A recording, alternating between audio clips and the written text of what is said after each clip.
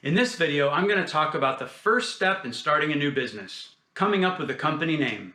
Welcome to Dave Talks Business. We have Dave Kramer, the founder of All Pro Web Tools. Dave has worn many hats over the years as a small businessman. Well, I really feel that small business is the core of the American economy. Amen.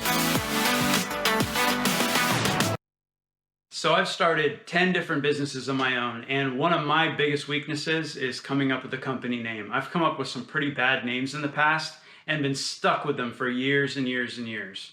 Some of the things to consider are how easily somebody will be able to hear the name, how well they'll be able to spell the name. Obviously, you want it to be something that you can find a domain name for, so you can have a website. Something that is kind of catchy, something that people are going to remember. Another thing that's very common is to find a business name with 2 words in the name. So think Facebook, eBay, Walmart, Best Buy, and so on. So over the past 3 years, I've coached so many of my friends who are small business owners, and they've all told me, you really need to write down all of your ideas, write a book or start a blog or do something so you can share this information. And I've always said, I'm too busy, that's going to be a lot of work. And I always kind of had it in the back of my mind though. So what I do is, as I have random ideas for this new business I want to start, I've had on my smartphone a note file where I would put any random ideas I had. So topics that I would talk about, different problems that I see in small business, and possible names for the business. So that was where I started, is I put everything into my smartphone note file as far as business names. So these are my notes from my phone. I use Google Keep, and these are the names that I came up with. I did a little search to see which names were available. So I came up with davetalks.biz, yournew.business, coach my business, businessbasics.guru, davetalksbusiness.com, my business tips, business.win. So I started by thinking about all the different words that would apply to the new business that I was starting, and it was going to be to help other business owners and coaching. And so these are the different words that I came up with that I thought should probably be in my company name. So back in May of 2018, I started by kicking this idea around, and I sent an email to one of my trusted friends in business and told him that I was brainstorming. And, kind of my working title was Dave is a business coach. And so I threw some ideas at them and kind of was trying to figure out, who am I? Like, what is my personality? And that's why I thought it was important to ask somebody else, because they're looking at me from the outside in. So I said, who am I? Why do you appreciate the advice I give in business? So this is what she told me. She said that I'm a multi-passionate entrepreneur. Not sure what multi-passionate is. That I have decades of experience. I'm unafraid of tough conversations and taking risks. I'm always learning, and I'm fiercely passionate about the success of other entrepreneurs. That's a very true statement. She said that she doesn't see me as having something snazzy in my name, because that's not me. And to be honest, it's not. She said that conversation or data, that I'm very data driven. I'm very factual, matter of fact, black and white. People that know me joke that I'm a robot. So I thought that was a pretty honest response from her. So I really appreciated that. So her first suggestion was something like davedoesbusiness.com, or data with Dave, data matters, know your data.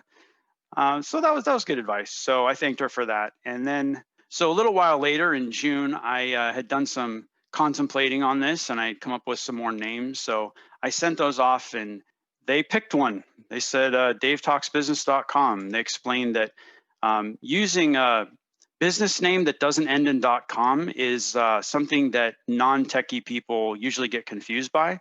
So whenever you tell somebody what your website is, they're automatically going to put .com on the end. So if it's not a .com, if it's like a .net or a .org or some other goofy like these .business or .guru, people just aren't going to get it. They're going to think that it's businessbasicsguru.com or something like that. And you don't want to confuse people.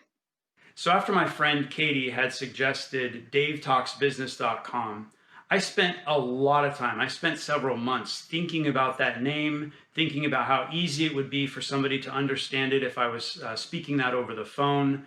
It's a 3-word name, so it's not too bad. And thinking about typing that in as a URL if somebody's going to my website, thinking about how catchy the name might be, thinking about how well it resonates with my personality, who I am, creating a personal brand. It kind of made sense. So that's what I decided on. Something else to consider when naming your business is the spelling of the name and if you're going to be using any play on words. That's something I see very common with small business owners, and honestly, it's really not that effective because it's something that you have to explain over the phone to people. No, it's not with an S, it's with an X, and it's just confusing to people. Now, it does have its place. If your branding is going to be more visual, something that they're going to see spelled out and see that misspelling, and it's something that triggers their mind to remember you, then there can be a place for it. But just something I wanted to caution you about. Something else that you'll want to look into is the legal situation behind the name that you're choosing. Now, if you're going with a regular sole proprietorship, then you're going to want to make sure that you get a fictitious business name statement from your local governmental authority. It's usually within the city that you're in, but you'll want to look into that in your area. Now, the thing with that is they're only going to check within your local area. It might be the state or the city. And that means that someone else can actually have the exact same business name as long as they're in a different state. Now, that's okay for the moment, but what happens if you want to start doing business in their state or they want to start doing business in your state? So there can be some legal problems there where you might lose your name in a lawsuit. So it's worth kind of checking on that first. Now, the other route is if you were to go with something like an LLC, then you can go to the Secretary of State for where you live, and you can file your LLC, which is going to reserve your name in that state. Now, that's not going to protect you from somebody who has the exact same business name in another state. Now, if you want to protect your business name in all of the United States, then you're going to want to look into registering it or trademarking it, and you're going to want to talk to an attorney about all of the stuff that I'm talking about. I'm just giving you the basics so you kind of know what to look for and what to ask for from your attorney. So there you go. There's my tips on how to name your business. If you like this video, please hit that like button and consider subscribing so you'll be notified next time I release a video. Speaking of which, my next video will talk about the next step now that you've named your company. I also have a free small business resource toolkit available on my website. You can find the link in the description below. If you like this video, go ahead and hit the like button. And you can also subscribe right here. And there's another great video that will help your small business right here.